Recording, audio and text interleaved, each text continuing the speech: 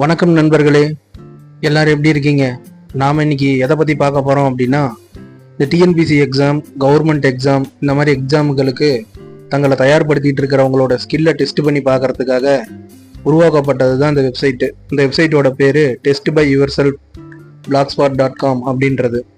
வாங்க இந்த வெப்சைட் எப்படி இருக்குது, எப்படி என்னென்ன ஆப்ஷன்லாம் இதில் இருக்குது, எப்படி அவங்களுக்கு வந்து யூஸ்ஃபுல்லாக இருக்கும் அப்படின்றத நாம் இன்னைக்கு ஒரு பார்வையாக பார்க்கலாம். சரி வாங்க, நம்ம இன்னைக்கு வந்து பொது தமிழ்ல 20 கேள்விகளை நம்ம இன்னைக்கு பார்க்கலாம்.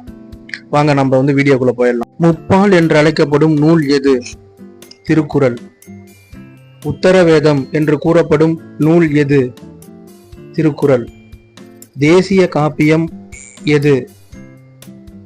மேகலை. முத்தமிழ் காப்பியம் என்று கூறப்படும் நூல் எது? சிலம்பு. நெடுந்தொகை எது?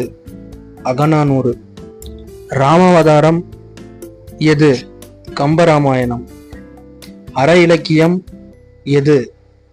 திருக்குறள். மணிமேகலை துறவு என்று அழைக்கப்படும் நூல் எது? மேகலை. மணநூல் எது? சீவக சிந்தாமணி. பௌத்த காப்பியம் எது? மணிமேகலை. கலித்தொகையை தொகுத்தவர்? நல்லந்துவனார். காட்டில் இருந்து வந்த கரும்பை தின்றன வேலங்கள், யானைகள். மறைபொருளை காத்தல் டேஸ் எனப்படும்? நிறை. போற்றுதல் என்பது புணர்ந்தாரை பிரியாமை. இவ்வரியில் உள்ள போற்றுதல் என்ற சொல்லின் பொருள் பாதுகாத்தல். மூவர் பாடிய பாடல்களின் தொகுப்பு தேவாரமாகும். இதில் குறிப்பிடப்படும் மூவருள் பொருந்தாதவர் மாணிக்க வாசகர். நெய்தற்களியை இயற்றியவர் யார்? நல்லந்துவனார். பதிகம் என்பது எத்தனை பாடல்கள் கொண்டது? பதிகம் 10 பாடல்கள். கலித்தொகையில் மொத்தம் எத்தனை பாடல்கள் உள்ளன? 150. போற்றுதல் என்பது புணர்ந்தாரை பிரியாமை. இவ்வரியில் உள்ள புணர்ந்தாரை என்ற சொல்லின் பொருள் அன்புடையோரை. தமிழ்நாட்டில் எங்கு நடைபெற்ற அகழ்வாயில் முதுமக்கள் தாலிகள் கிடைத்துள்ளன? ஆதிச்சநல்லூர். இப்ப பாத்தீங்கன்னா நம்ம 20 கேள்விக்கு வந்து ஆன்சர் பண்ணியிருக்கோம். இப்ப நம்ம 20 கேள்விகளுக்கு எத்தனை கரெக்ட் அப்படின்றத கீழே வந்து மதிப்பெண் காட்டு அப்படின்னு இருக்கு. இதை கிளிக் பண்ணா நம்ம வந்து 19க்கு 20க்கு 19 எடுத்திருக்கோம். தவறான ஆன்சர் 3வது கேள்வியை நம்ம தவறான விடை கொடுத்துருக்கோம் அப்படின்னு சொல்லுது. இப்ப நம்ம வந்து 3வது கேள்விக்கு நம்ம போய்க்கலாம். 3வது கேள்விக்கு தேசிய காப்பியம் எது?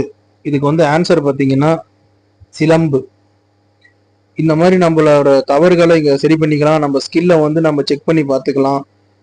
இது நம்மளுக்கு இப்போ நம்ம இப்போ கீழே போய் நம்ம கரெக்டா இருக்கா அப்படின்னு செக் பண்ணி பார்த்தா 20க்கு 20 இப்போ சரி. இப்போ நடுவில் நம்ம ஏதாச்சும் ஒரு ஆன்சர் தவறா சொல்லிட்டோம், ஒரு 2-3 இது நம்ம வந்து தவறா சொல்லிட்டோம் அப்படின்னா கீழே வந்து எந்த இதுக்கு தவறா சொல்லியிருக்கோம் அப்படின்றத கீழே வரிசையா காட்டிடும். இது மூலியமா நம்ம வந்து தெரியாத கேள்விகளை இங்க கத்துக்கவும் முடியும், நம்மளுடைய திறமைகளை இங்க வந்து பயிற்சி செஞ்சு பார்த்துக்கவும் முடியும். இந்த வெப்சைட் வந்து உங்களுக்கு ரொம்ப யூஸ்ஃபுல்லா இருக்கும். இந்த வெப்சைட்டோட லிங்கை வந்து நான் வந்து டிஸ்கிரிப்ஷன்ல கொடுக்குறேன். மறக்காம போய் எல்லாரும் அவங்க ஸ்கில்லை வந்து டெஸ்ட் பண்ணி பாருங்க. எல்லாரும் எவ்வளவு மார்க் எடுத்தீங்க அப்படின்றத மறக்காம வந்து கமெண்ட்ல சொல்லுங்க. மேலும் இது போன்ற வீடியோக்களுக்கு நம்மளுடைய சேனலை வந்து சப்ஸ்கிரைப் பண்ணிக்கோங்க. நம்ம சேனலை சப்ஸ்கிரைப் செஞ்சதுக்கு ரொம்ப நன்றி.